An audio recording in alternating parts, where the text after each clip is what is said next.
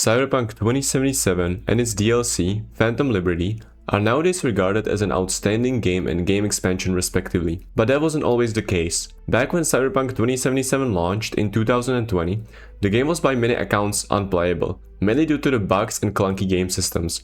Then, the year 2023 rolled around, and Cyberpunk came back with a revolutionary update 2.0. It not only finally stabilized the game, but also reworked core systems to make the overall experience smoother. With the technical issues out of the way, Cyberpunk's greatest asset could finally shine: its story. Although it was always there, because of the bugs, people just couldn't reach it. So now, with the game fixed, it truly deserves the title of a masterpiece. I myself have played it and agree with this statement. In fact, I liked it so much that I just needed to talk about it. And not only because I wanted to revisit old memories, but also to prove a point. What is a masterpiece? Why would I say Cyberpunk deserves to be called a masterpiece? Well, there's no better way to prove this other than talking about Phantom Liberty, the Cyberpunk's DLC, and also a condensed version of the base game that masterfully portrays everything great about it.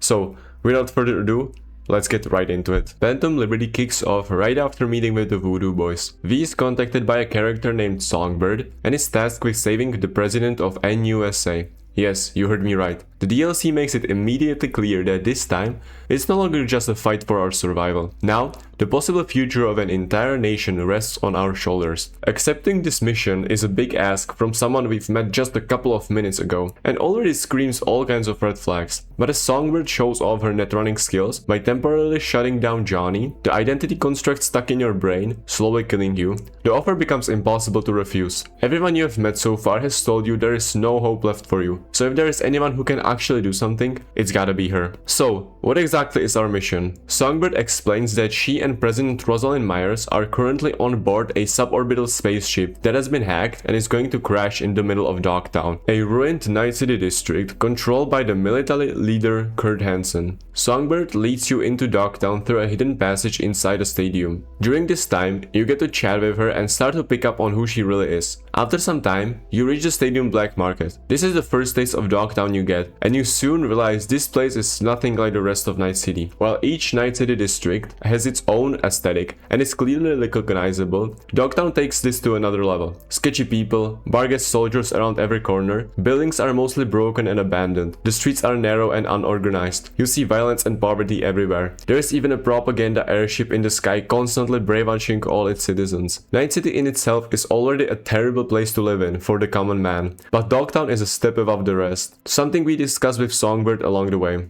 Speaking of Songbird, from this introduction, we only get to know a little about her, but the little we have can surprisingly reveal a ton of useful information. The fact that she's an FIA agent also gives us a little clue. When we pause for a second and truly listen to what Songbird is telling us, a pattern starts to emerge. We genuinely know almost nothing about the mission, its circumstances, or any of the usual important details. She's just using big words that hold no actual information, brushing off our logical questions with lack of time as her excuse. So, while I want to believe her, some confusion has to get cleaned up first. But you don't get much time to ponder on it, as right after heading up to the stadium roof, we witness the spaceship crash and get one of the toughest one-line story introductions I've ever seen. Save the president. Sure. No fucking problem. The mission has us navigating through Dogtown, finding waves of Vargas soldiers until we finally reach the crash site and meet up with President Rosalind Myers for the first time.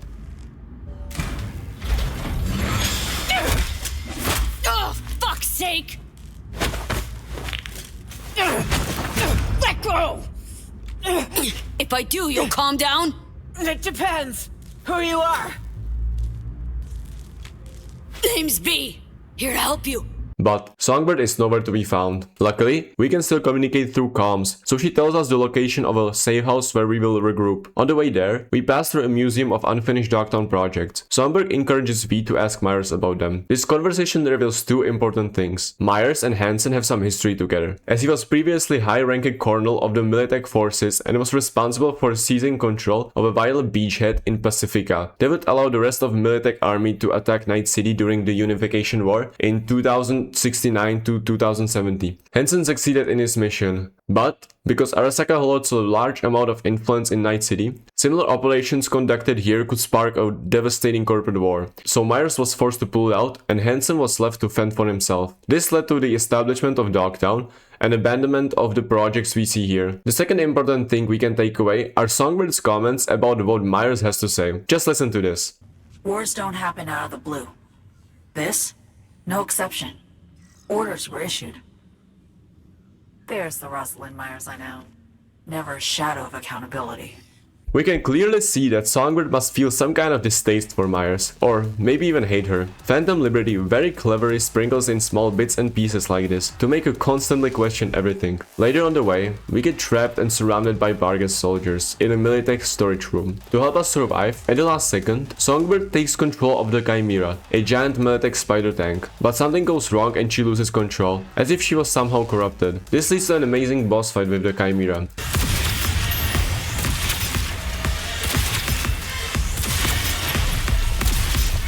After successfully defeating it, Songbird is no longer responding to our calls. Something must have happened to her. This is later confirmed by Johnny coming back.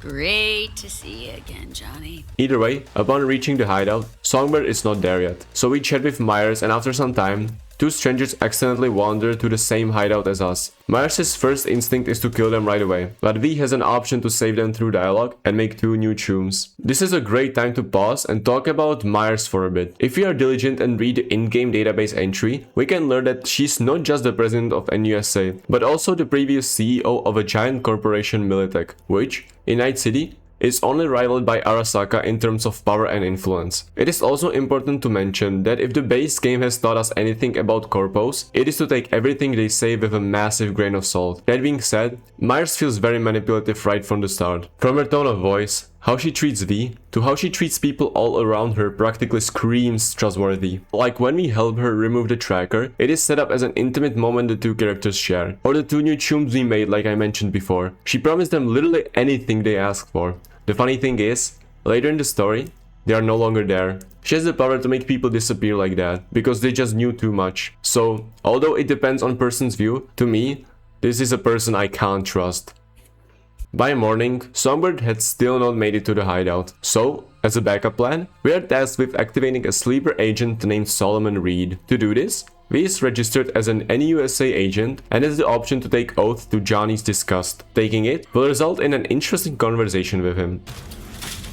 You know, taking that oath, bad idea. Oh yeah? Some causes are worth pledging your life to, V. This ain't one of them. Know I was once a corpo jarhead, right? Practically dove into uniform head first. They had a real hard-on for the oath. Repeat after me, bloody fucking blah. But can't remember what I solemnly pledged to do. I'll be honest, in my first playthrough, I took the oath, but after hearing this, I couldn't help but question what the FIA actually stands for, if I had made the right call. But no time to dwell on this, since we reach the contact point in no time and arrange a meetup with Reed through an old telephone. At the appointed place, we get welcomed by a gun to the back and a small interrogation. You as the player immediately understand that Reed is the real deal. When we finally get to talk to him normally, he turns out to be kinda friendly, but it's too early to say. Together, we then make our way to the hideout. There, he is not happy with the chosen location. We meet up with Myers and before the quest ends, an important conversation between Reed and Myers ensues. I heard So-Mi was on board. Where is she now? We have no idea. We're treating her as MIA. Reed, I needn't remind you what this means for the NUS's national security. Besides, she's your prodigy, Saul. You taught her all your tricks. Hell, even recruited her. You two have to find her. Together. I already died for the cause once. Not enough? What do you mean you died already? What has Myers told you about me? So she omitted the fact that Arasaka tried to smoke me. I'm sorry, Reed. For those 7 years. I'm here. I'll help. But I'm doing it for So-Mi and my country. Call me naive if you like. Due to a failed op, Reed was abandoned in Night City by the NUSA for 7 years. Myers never told us, rather, carefully omitted the fact. But Reed is still going to help, as he holds some kind of guilt regarding Songbird. Another key detail that many, myself included, would gloss over, especially on their first playthrough, is this. Reed, I needn't remind you what this means for the NUS's national security. She's talking about Songbird, but how can someone Myers supposedly takes as a friend be a national security threat? The quest concludes as Reed escorts Myers safely out of Dogtown, leaving you to wait until he returns so you can begin the search for Songbird. You now get a much needed break to explore Dogtown and complete some local gigs. But, sadly, there is just not enough time to cover everything Phantom Liberty has to offer in this video. Hence, I will skip forward and continue with the story. After 2 days, V receives a phone call from Reed. He explains that there is another agent, his former team member, deep undercover in Dogtown, who will help us find Songbird. So, we make our way to a bar called The Moth, where this Alex is supposed to be hiding. Things escalate the moment Reed walks in. The bartender looks very displeased at just the sight of him. Everyone out! Now!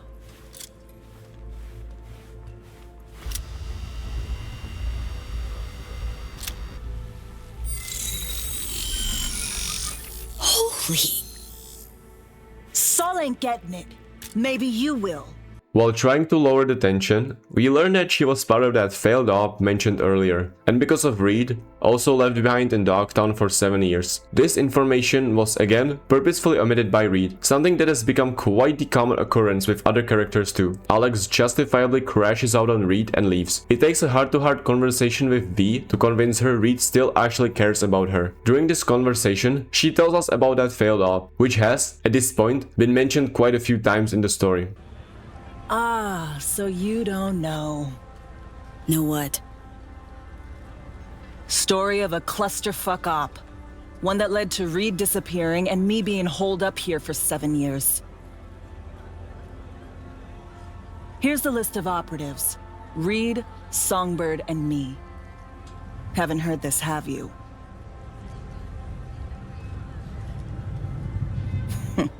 That's just perfect. Tell me you believe in coincidences? Or, fuck it, fate? 'Cause plug the same variables into an equation, and surprise! Gonna get the same fucking result. Shit in, shit out. Alex also, unlike Reed, has a condition for her health. Want a spy's retirement. I want to take a little time to compare Reed and Alex. Both are FIA agents, but serve for entirely different reasons. Reed sincerely believes in his values. He is your classic secret agent with some unresolved drama unable to move past, while Alex on the other hand is similar to V. She sides with the FIA for personal reasons, knows it's full of shit and expects nothing but shit, yet does it anyway because she can't get out. The main difference between her and Reed is how she views her future. In fact, we later have a conversation with her that if everything were to pan out her way, she would have become an actor. Cyberpunk knows when to slow down, take a break from all the action, and it is in these moments that characters become human. So, while Alex has a future goal to look forward to, Reed is a slave to the FIA that cannot move on. Now, back to the story. Shortly after we convince Alex to join, the plan is to find a netrunner named Slider, who could help us re-establish the connection to Songbird. The quest takes us to his hideout, where he's protected by his fellow Voodoo Boys. As is a standard with every Cyberpunk mission, we get multiple ways to deal with them. Easy peasy, I say. Crack some skulls and roll in.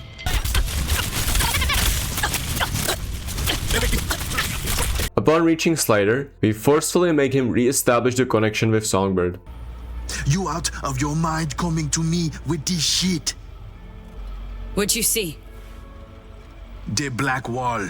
It bring only death. He looks clearly distressed by just the thought of the black wall. So, let me take a step back and explain this with a bit more detail, because it will be important later in the story. The Black Wall is a protective barrier created by Netwatch, separating the safe net from the dangerous depths of cyberspace. After the data crash caused by Renchi Bartmoss in 2022, many of the advanced AIs at the time mutated into unpredictable rogue entities hostile towards humanity. As the last-ditch effort, Netwatch created an advanced firewall keeping the rogue AIs out, permanently sealing them off, while carving out a safe part of the net. In the process, sacrificing technological advances that come with self-aware AIs and losing billions of dollars in form of data. This is what later becomes known as the Black Wall, humanity's last line of defense. Though, it is important to mention that the game heavily implies that Black Wall is actually an advanced AI itself, masquerading as a fireball, whose job is to keep the rogue AIs out. It is also referred to as a band-aid solution, given that the Black Wall, being an AI, could go rogue at any given moment. In a sense, humanity of this fictional world has already lost and is just delaying the inevitable, as we are defenseless against the rogue AIs on the other side. This is not the last time I'll be mentioning the Black Wall, but for now, let's head back to the story. Once Slider re-establishes the connection, we get a brief chat with Songbird. She explains that after she lost control of the Chimera, Hansen's soldiers detained her, and now she's being held hostage in the Black Sapphire, a would-be luxurious hotel that ended up a multi-billion-dollar failed investment. Hansen's fortress smack in the middle of Dogtown. She also confirms the use of the Black Wall to communicate with V, a rather concerning discovery. But for now, there is no time to ask more questions, as Slider literally gets fried by the Black Wall rather quickly. So, Think Slider might be dead. our next course of action is to pull some strings, ask some favors, something that would help us penetrate the Black Sapphire and rescue Songbird. We luckily knows a local fixer Hans, who, for completing some of his assignments, will lend us the blueprints of the Black Sapphire. Thanks, Hans. I only hope this won't mark the end of our collaboration.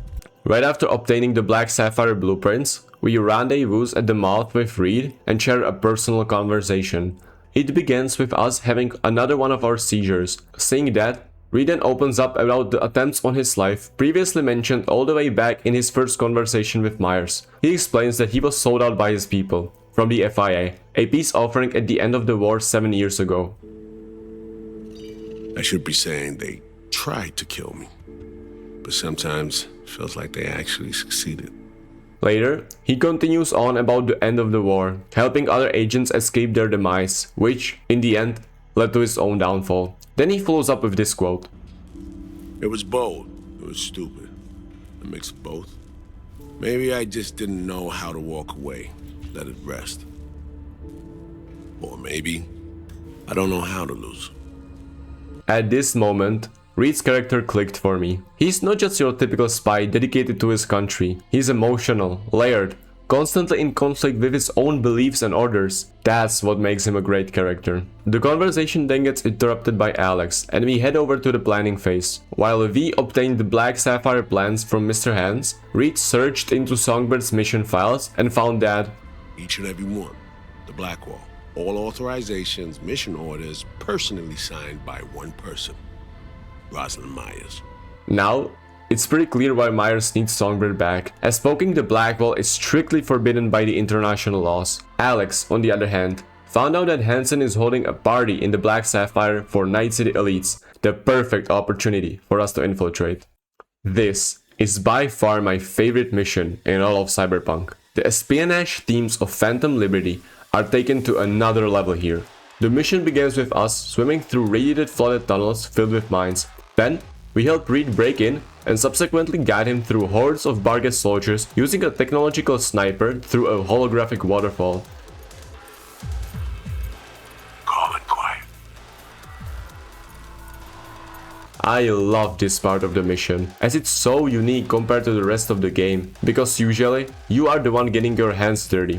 Once we meet up, we do a quick change, hit the elevator, and get greeted with some of the most famous people of Night City. If you have been paying attention to the NPCs around you, many will start looking familiar to you. Like Jelena Jordan, who you have seen on probably every TV all around Night City, or a guy that looks like Takamura, an important character to the base game. After messing around for a bit, throwing back a few drinks, we finally find Songbird who, surprisingly, doesn't really look like someone who is being held hostage. What's the deal, Song? Doubt I've ever seen a prisoner parade around in a cocktail dress at a swanky party. And to add to this, she explains that we can't save her just yet, because she's dying, and Hansen is the only one with the cure. Not just hers, but yours too. This raises so many important questions. But our convo is then cut short as Kurt Hansen himself interrupts and takes Songbird away. It's not often I'm simply not familiar with guests attending my own party. Luckily, she manages to re-establish the connection with V just in time to explain her plan. Our target is a neural matrix, the cure that Hansen found. He believes From it, he can extract valuable dirt on the NUSA, but to unlock it, access codes are required. A pair of runner twins is willing to sell the codes, a classic black market exchange. This is where you come in. Your task will be to steal the access code and then impersonate the twins to sell them in their place. Luckily, they are attending the party, so we can get right to work. Once we upload the codes to the Matrix, it will give us the perfect chance to snatch it right under Hansen's nose. You as a player must have so many questions right now, but as we have come to expect from Songbird, she's got no time left to explain. This time, you are pretty convinced that she's not telling you the whole truth, and Reed later only reinforces your suspicions. Yeah, we now know who took a swipe at Myers' head. What are you thinking? Don't know about you, but I see coincidences as patterns, structures we have yet to recognize. Huh. What you driving at?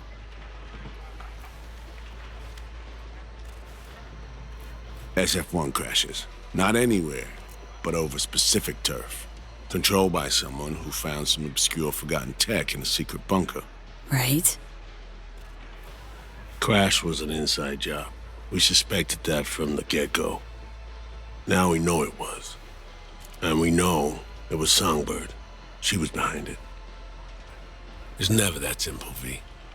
As I see it, Somi was playing both sides, simultaneously spinning deals with Hansen and you.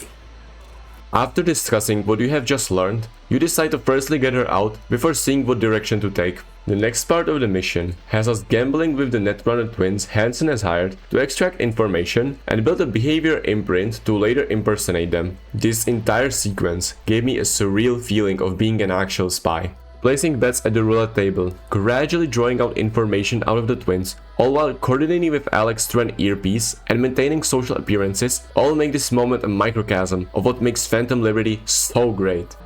Give me something big now. Make them laugh or cry, I don't care. Please place your bets.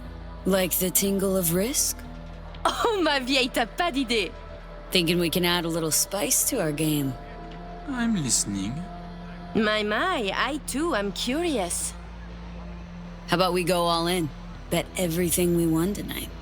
And we play different colors, yes? You win or we do, and either you or we lose all. My thoughts exactly. A moment. You join the table, buy drinks, talk and talk. Now you wish to risk everything? I find this disquieting. Perhaps you could now tell us about yourself. There's this constant feeling that you are in complete control, and if you mess up during this interaction, you will ruin the entire mission. Then, out of nowhere. You win some, you lose some, folks. Leave us for a moment, if you please. I know your friend Reed is FIA. My natural assumption is, you're an agent too.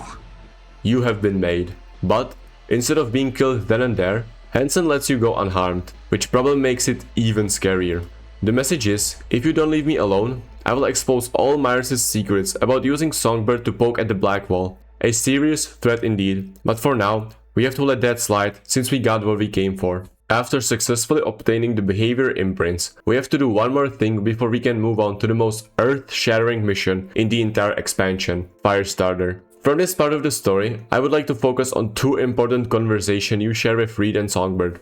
Soon after the Black Sapphire mission, Songbird contacts V to talk. You meet at the local hangout spot, a place from her time undercover in Dogtown 7 years back. Here, she opens up about her home in Brooklyn, to set the stage for what's to come. Then, well, I will let you listen for yourself. I helped Hansen spring the trap on Myers. Mayan did the deal in exchange for the neural matrix. For Myers, the NUSA, I'm just another weapon in their arsenal. A tool for reaching beyond the Blackwall.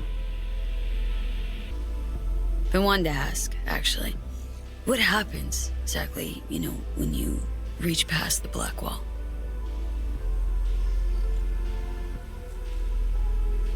Know the feeling when you try to remember the address of a place you lived half your life, but it just turns up blank? Mean losing your memory? A snowflake lands on my glove. I can calculate its unique fractal structure.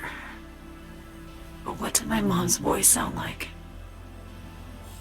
Sometimes I lose control. Or get the sense I'm surrendering to someone else. It feels horrible.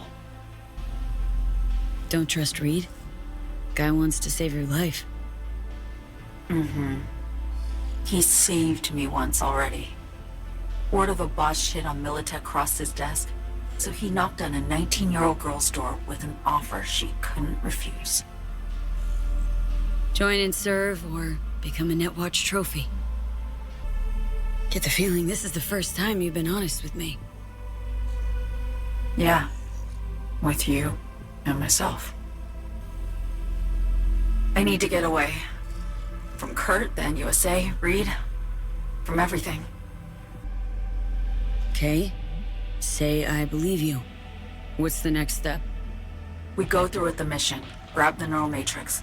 While Reed and Alex grapple with Hansen, we make our getaway.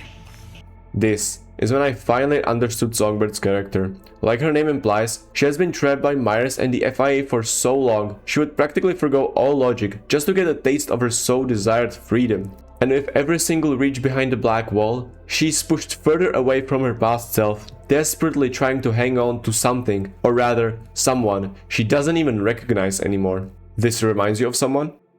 That's right, our main character V is dealing with a similar issue, but in the form of a personality construct stuck in her head. After this conversation, I really wanted to help her, go along with her plan and, hopefully, save both of us. But first, let's also hear Reed out. Once you visit Farida's clinic to get an implant accommodating the behavior imprints, Reed is already there, waiting for you. I needed to understand what she must have been going through, too. To resort to treason. You're in no position to understand, Reed. Your life ain't on a timer. I blame Myers, a sore loser. Does her damnedest to avoid it.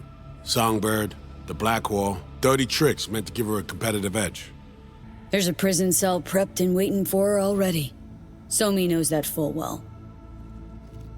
She lives to see tomorrow and every day after. That's what matters. Okay. We break the chain Hansen wrapped around her neck. Then what?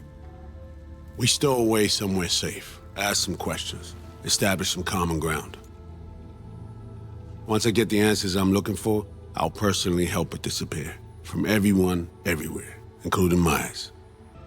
What I don't trust is the shit from beyond the black wall and the attendant paranoia. Both in play here, I'm afraid.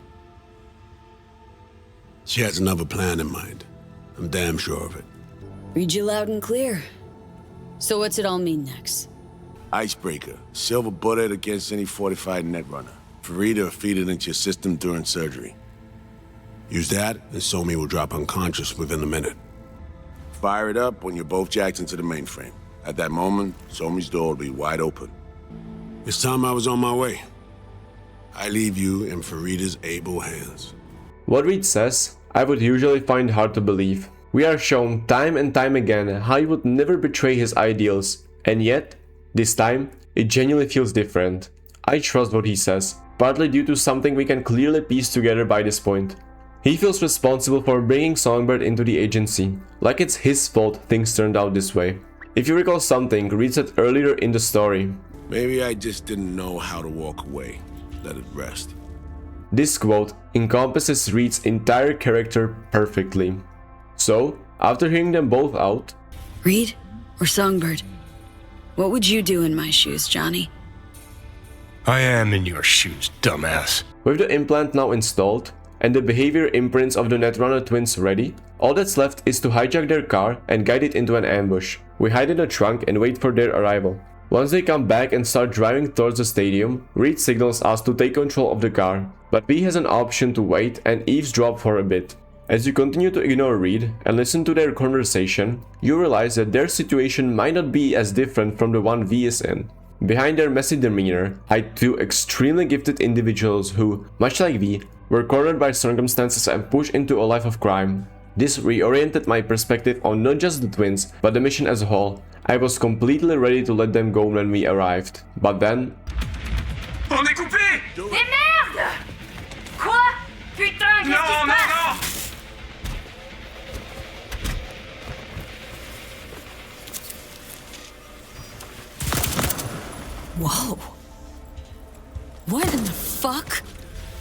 Here, in this moment, my mindset on Reed, Alex, FIA, and Phantom Liberty as a whole changed. Now, I knew I couldn't trust Reed. Up to this point, I was genuinely considering handing Songbird over to him, thinking it was the best choice to get her the help she needs. But now, that option was, at least for me, off the table. With that, the most prominent mission of the entire DLC truly kicks off, forcing a choice so influential it will reshape the entire rest of the story. You and Alex morph your disguises and drive the stolen car into Hansen's stadium. Barker's soldiers then escort you to your meeting with him. This is where you put all your spy skills to the test, as during this conversation, Hansen, suspecting something might be up, tests you for your knowledge of the twin. Before the mission, Alex gives you a shard with some general information you now have to use in order to correctly answer his questions. Juggling the conversation, reading through the provided information to find the best possible response, all while ensuring your responses perfectly match how the twins would act. At this moment, every exchange of words had me at the edge of my seat. The way Hansen ever so slightly pauses before each response, just that split second of silence, makes you rethink every dialogue option so far. It's like he has already caught on to you and is just enjoying watching you struggle. Aurore? Oh, the tailor of Carrie Eurodyne. Oh, he is so flavorful. I must have a taste. Yes, that's the one. After a few minutes of successfully tricking Hansen, Songbird comes up for you and then leads you down to the neural matrix, while Alex and Hansen stay behind and watch. Standing above the matrix, she reassures you one last time that everything will work out if you do things her way. A last-ditch effort, knowing damn well what orders Reed gave you, but that's all she can do now, completely at your mercy. And then she also says this. But how many would die? They'll die so we can survive. Live. Maybe for some people a swaying piece of dialogue. For me, again proving just how far Songbird is willing to go for her freedom. But now, it's time to make the most important decision of the entire expansion, obtained by just a single button press. Do you betray Reed, or do you betray Songbird? Standing above the Matrix, faced with an impossible decision, you cannot help but think about all the characters you have come to know so intimately. Reed is this ruthless retired soldier, but beneath all of that is a man driven by loyalty and emotion. His unwavering commitment to the FIA has undergone so many obstacles along the way, even being marked for death by his own people, and yet he will answer the call every single time. Alex claims she wants nothing more than retirement, but faced with difficult decisions, she won't hesitate to act, since she's also as dedicated to the FIA as everyone else who swore that oath. Myers may have once believed she was protecting her nation, but somewhere along the way, through her ambitions, risked the future of not only her people, but the entirety of NUSA as a whole. Despite maybe being someone with good intentions at the beginning, she got slowly corrupted by the power given to her. Kurt Hansen is easy to dismiss as just a criminal and an arms dealer, but our conversation at the stadium revealed a capable man who, as you have come to learn, wants to expand his reach and become one of the few capable of actually pushing against the military and the corporations, the ones pushing him around this whole time. And finally Songbird, one of the smartest people we meet in Night City, and yet, trapped by Myers in a cage for so long, is willing to abandon all logic just to get her so desired freedom. And with the Black Wall slowly eating at her sanity, we sometimes can't be sure if we are truly speaking to her or someone completely overtaken by the voices of rogue AIs. Incomprehensible entities who want nothing more than to use her, just like seemingly everyone else in her life. All this information is swirling in your head as it's time to decide how this story will conclude. Lincoln now. No matter what choice a player makes here, I can completely understand where they're coming from. Phantom Liberty gives us so much to consider at any given moment. Every line of dialogue, every new interaction, every data shard reshapes the way we understand the story. Who can truly say that allowing Songbird to chase her chaotic view of freedom is the objectively right path? Or, in the same way, siding with Reed, guaranteeing Songbird the help she needs, but sacrificing her freedom in the process. So, before we cover the endings, I'll give you a moment to choose. Who would you side with, and who would you betray? What is the right option to guarantee the help you and Songbird need? Or, since it's Cyberpunk, will your decision screw both yourself and Songbird over? I'm with you, Somi. When siding with Songbird, V signals Alex and she murders Hansen on the spot. Then, Songbird hacks the entire stadium with the power of the Black Wall, signified by the red glitching on every technology she touches. All of this takes a massive toll on her. After a lot of fighting, you manage to escape and arrange to meet later. A few days pass. Once Songbird finishes preparations, you rendezvous before the Orbital Air, a space travel station and your ticket to freedom. At this stage of the story, Songbird's condition is not looking good. If you want to successfully escape, you will need to do the heavy lifting. Driving to Orbital Air, you two share an interesting dialogue. All this shit's too much. Damn, V. I've wronged so many. Hurt so many. Can't help wondering if it's even avoidable. You know? Hurting others? In my opinion, we can clearly see that she has a conscience about all the people she ended up killing in her pursuit of freedom. This is incredibly interesting, as it again gives us insight to how badly Myers misused her to make her resort to such lengths. As soon as we arrive, you go ahead and infiltrate the space station in the disguise of a worker. Once on the roof, you pull Songbird up using a hose. This is where things complicate. Myers sends Reed and her soldiers after you. This is a big deal, since Orbital Air is technically not part of Night City, but a neutral ground. Thus, landing here means breaking international laws. She is so desperate to get Songbird back. To not get spotted, you hide inside the maintenance shaft, but this also gives you an opportunity to listen in on a conversation between Reed and Myers. I get that you want to protect her, but your duty, first and foremost, is to your country. Songbird made her choice. Now she needs to learn what the consequences are. There's one more thing, Saul. The project she was part of stays well under wraps. None of it leaks. This is bad. Really bad. If our little bird lands in the wrong hands, I don't want to think what will happen. All that. We're the only ones privy. It would destroy the NUS.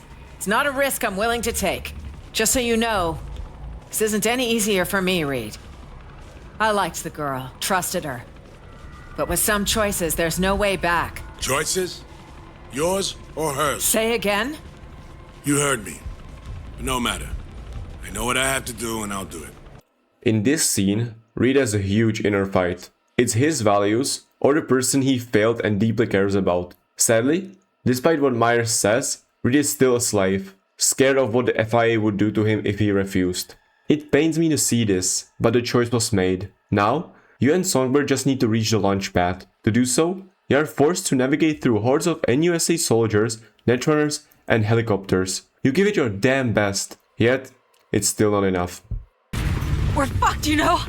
I have to drop past the wall. No other way. Too weak to handle it on your lonesome. Need my help or we both die here. Always can use a proxy. Ready for this? As a last-ditch effort, Songbird, with your help, unleashes the power of the Black Wall to absolutely decimate everyone and everything in your path. Truly a scary power capable of mass destruction. Me. You hear that? It's the Black Wall. No fear, Song. Right here with you. With your path now clear, you can practically smell the finish line. You board the train and share one last conversation. Reed. Had a dream about him recently. A repeat. Same damn nightmare. About that same damn train. Him dying because of what I did. Could be Reed's having the same nightmares. Heard it all already from him. He put his trust in you. For a time. Trust we then boldly betrayed. Song? Reed's not the only one I've betrayed. What do you mean, Song? Neural Matrix V can only be used once. You fucking serious? I think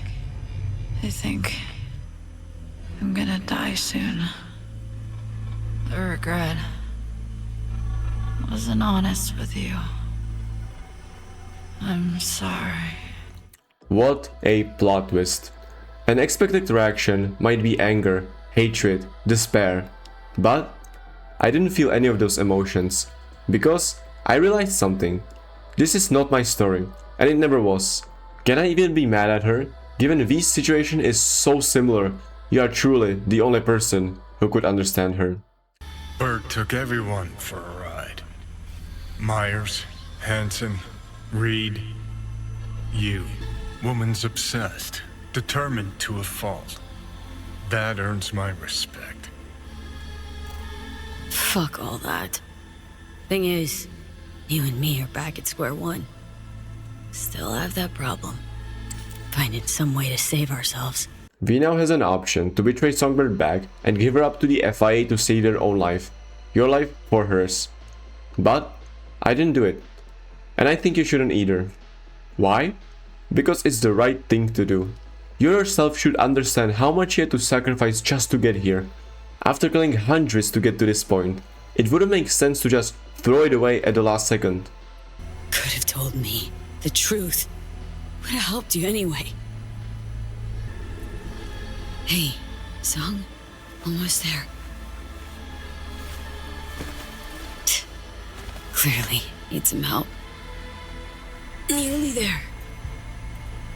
Sadly, there is another price you have to pay. While carrying Songbird towards the spaceship, well, I'll let you see for yourself. Fucking hell. Stop there. Look, putting her down.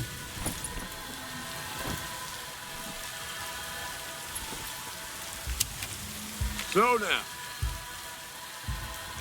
So, what do you want to do? Reed, she's fucking dying. You want to save her? Leave her to me. Back on the roof, Myers ordered her killed. You didn't protest. But this ain't about Song anymore, V. No, this is about her not sparking another war. I'm taking Songbird to Washington. She'll answer for treason. She has to. Been hiding behind the NUS flag all your life. Come a day, they'll drape it over your casket. You'll never understand. Understand a lot more than you do. You ain't doing this for the NUS. Or for Myers. Doing this for you alone. Without it, you're nothing. No one. Grow the hell up. Came to terms with my personal failure way back. But caring about Somi, I strove to help her. Well, she shat all over everything I could say in her defense. She's gonna drag you down too. Leave her to me, and save yourself. Really don't want to shoot you. Same. Just turn around and walk away. Damn it to hell, Reed! I'm sorry, man.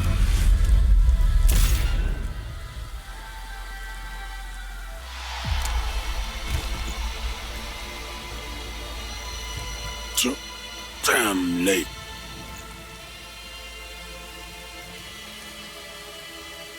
Fuck. In the end, Reed's stubbornness got him killed. He didn't know how to walk away, how to lose, how to break away from his orders. The only way to save him here is to give up Songbird. But, as we have already discussed, this is not a very realistic option. Thus concludes the first of the two endings. Get that feeling too sometimes. Drop everything, leave it all behind. Wouldn't it be nice?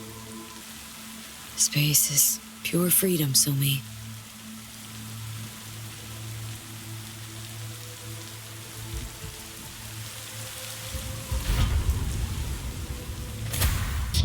Whatever awaits her in orbit. Hope she ends up happy. She's free. Slammed it home.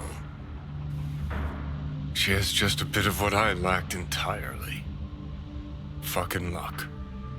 Luck played no part in it, Johnny. You and her just wanted different things. Really? So do tell. What was it I wanted so badly? Applause. Cheers. Did absolutely everything to please the crowd. Now, let's move on to the second ending. Relax, Somi. We're almost there.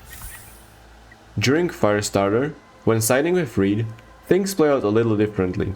For starters, Songbird catches onto your icebreaker that is meant to knock her out and goes completely psycho, unable to hold back the Blackwall AIs. Also, because of her signaling to Hansen, this time, he gets the better of Alex. Songbird then goes on a rampage inside the stadium, killing possibly hundreds with the Blackwall. It is clear she is losing control, a sign of cyberpsychosis. While trying to catch up with her, fighting through the stadium, Hansen ambushes V and triggers a boss fight. So this time, we get to kill him with our own two hands. Dogtown Alpha Hound my ass. Once Hansen is taken care of, you watch with Reed as Songbird, under the influence of cyberpsychosis, is arrested by MaxTac. For anyone wondering, MaxTac is like a special division of the Night City Police Department, tasked with neutralizing cyberpsychos, the gongs who usually install more cyberware than they can handle. MaxTac arresting Songbird is a problem. NUSA has no sway on NCPD, so we need to ambush their prisoner transport convoy to get her back. This is by many described as a death wish. MaxTac, being responsible for dealing with some of the worst people in Night City, are themselves chipped to the brim with advanced combat cyberware. So not a bunch to get pushed around easily. Hence, we need to do some serious preparations to accomplish this, during which Reed opens up a bit. Do you have any questions about MaxTac? Now's the time. Fuck me. Dodging always your go-to when the talk gets tough? You want to know the truth? Fine. Today, or 7 years ago, don't know what exact point I fucked up. The end result's that now we're here while she could die. I'm fucking scared, V. Scared my grip on everything is slipping. There. Happy? Reed is visibly distressed. It's the guilt he feels about Songbird he just can't let go of. But now it's not the time to dwell on this just yet, as MaxTac is almost here. After successfully defeating all the officers, Songbird hacks the car and drives away, telling you not to follow her. You of course immediately get up and drive right after her, but Reed can't follow you, because he got injured during the fight. Tracking the car alone leads you to a hole it smashed through a random building near Dogtown borders. Crawling through a few small tunnels shows you to a massive silo, and the only way forward is to jump. Arguably an important decision, since you have no idea what or who awaits you down there. It could be just Songbird, or the Blackwall demons she sold her soul to. At the bottom, we find an old classified Militech project called Cynosure. Its purpose? A direct competition to Arasaka's Soulkiller. Down here, Militech scientists experimented on rogue AIs from behind the Blackwall, trying to lure the entities close enough to trap and weaponize them. The project was later abandoned and buried deep underground due to political pressure as well as the danger of the entire operation. While talking to Reed, explaining the situation, Songbird cuts your connection and appears on a few screens, her face split between them. She speaks in a weird, even uncanny way, not making much sense anymore. Her eyes are bright red, signaling that the one we are currently speaking to is probably not Songbird we used to know. This sets up an eerie tone for the rest of the mission. As we get on a huge elevator and descend deeper, following the Blackwall corruption Songbird left behind, you are only left with Johnny to comfort you. But that doesn't last long either, since Songbird cuts him off too. No Reed, no Silverhand, no one. You are alone. All alone. Now, forced to continue truly alone, the tension starts to build up.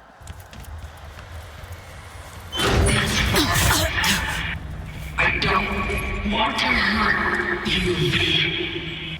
Once we make our way to a different sector of Cynosure, Songbird triggers a lockdown, trapping us there until we deactivate all 4 data terminals. Whilst disabling the first 2, she continues to warn us in ominous ways. I can hold them off before then, but you have to let me. And well, here is the moment I, no joke, shit my pants. Run!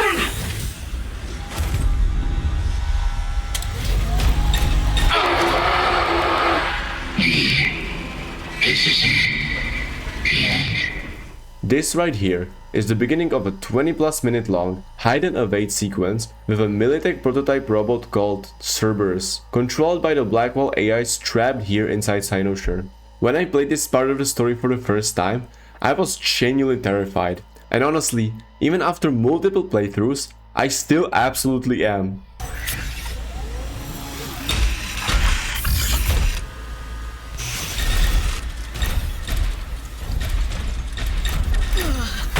What surprised me the most was how different it felt from the base game.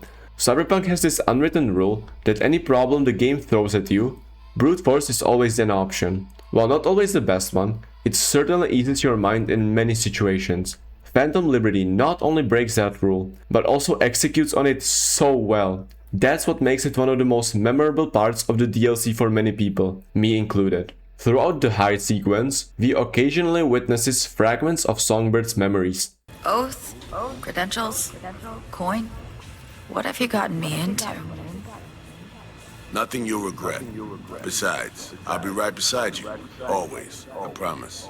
This again is where Phantom Liberty shines the most, breaking up the action with slower, more character-driven story pieces. When we ultimately reach Songbird, she is trapped inside a core that was once used to lure the Blackwall AIs in. Before we can go free her, we get one last encounter with Cerberus, thus concluding something that should have been about 20 to 30 minutes of gameplay, taking me around 2 hours to get through on my 4th playthrough. Just great. I now don't want to take away from the emotional climax, so here it is. Some days, I'd open the window, sit on the sill, and just listen to the street sounds. You know, life happening. Here meaning where? My unit in Brooklyn. Told you about it, remember?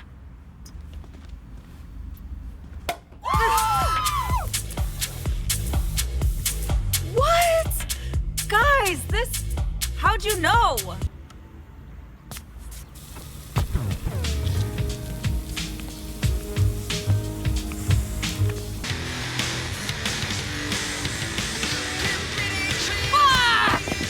Know what? Fuck this. I'm done. You gotta be shitting me. Not going anywhere with you. Making me leave my home, my friends, everything worth a damn to me? Understand this. And the one chance of keeping you safe. Your friends safe. I've made many mistakes, V. Too many to count. Not gonna let you die, Somi. We'll make it out of here. Together. Thank you.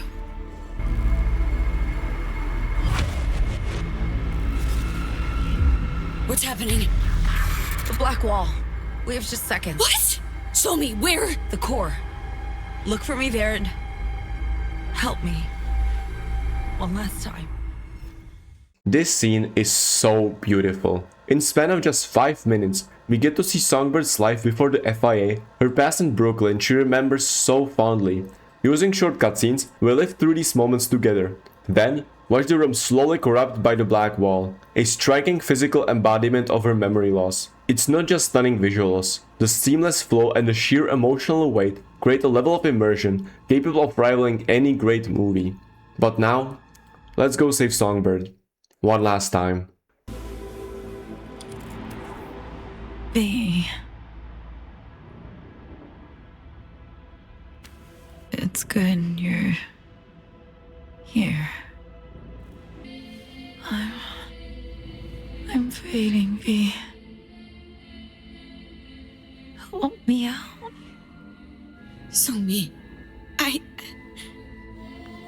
tried on my own. Don't have the strength. Please. End it. Songbird is an extremely broken character. Despite her best attempts, she realized the only way of obtaining her desired freedom is through death. And by sparing her, you rob her of that choice. While normally death is not the solution, handing her over to Myers is without a doubt a fate worse than death. It is one of the most selfish things you can do, as keeping her alive will grant you the option to save her life later in a Phantom Liberty exclusive ending. Her life for yours. killing or sparing Songbird changes the ending only in small ways, the biggest one being whether or not the Phantom Liberty exclusive ending is unlocked. But personally speaking, sparing Songbird makes the final conversations more bland, since, without her dying, Reed doesn't go through the process of realizing his mistakes. Because of this, I will cover only the, in my opinion, true Phantom Liberty ending. Freedom. You deserve it, Somi. I'll do it. Thank you. And I'm sorry for everything.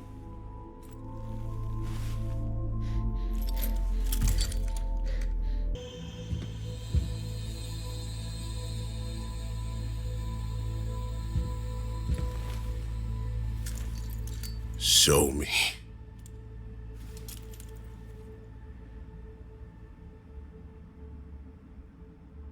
We're too late, aren't we?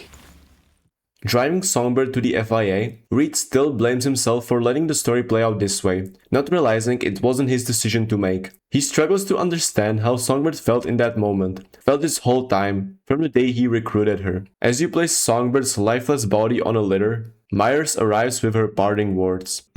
Won't shake your hand, Myers. Not after all this. Song opted to die rather than fall into your hands. Know that, right? Death is never the answer. I've seen too much of it already. Were I in her shoes, I would have chosen life. Myers shows her true face here. Although not as much as in the other ending, it's still enough to make you despise her. You never know what she's truly thinking behind that facade. As a matter of fact, Reed later tells us that we have been added to the FIA's long list of enemies. Who is surprised? To Myers, we are all nothing more than pawns. Pawns in her game for power and control, as it is the same for every high-ranking individual in Cyberpunk universe. Once Myers leaves, V goes to check on Songbird, and Reed finally opens up. Lost all my friends when you recruited me, she says. Now don't you become my enemy. That's all I ask. Was I a friend or an enemy? Fuck. Reed, I know that shit sounds fucking hot. No, you'd probably rather not hear this now, but maybe becoming her enemy was the sole way you could save her. Risked everything, both of you. I failed her.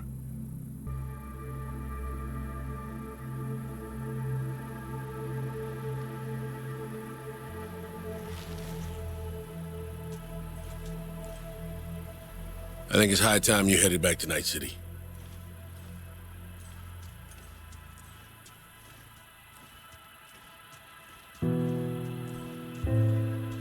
Show me.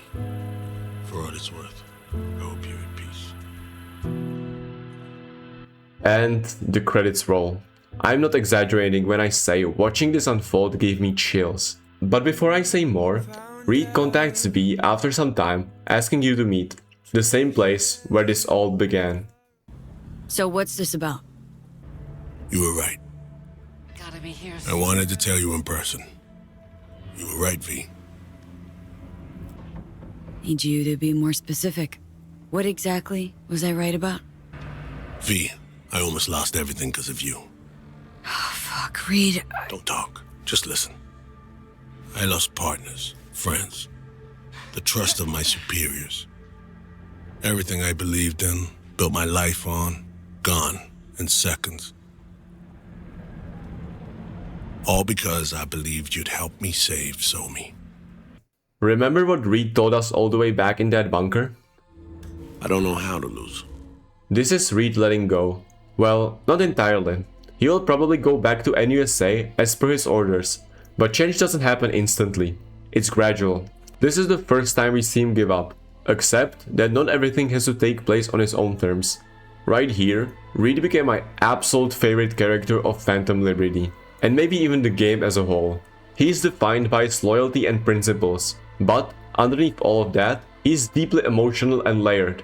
His conclusion in the story isn't grand like Songbird's, it's quiet, but still clearly there. Don't sweat it. Buy me a brosif sometime. I'm afraid there won't be a next time. You know that. Take care, V. I'm gonna hang back a little.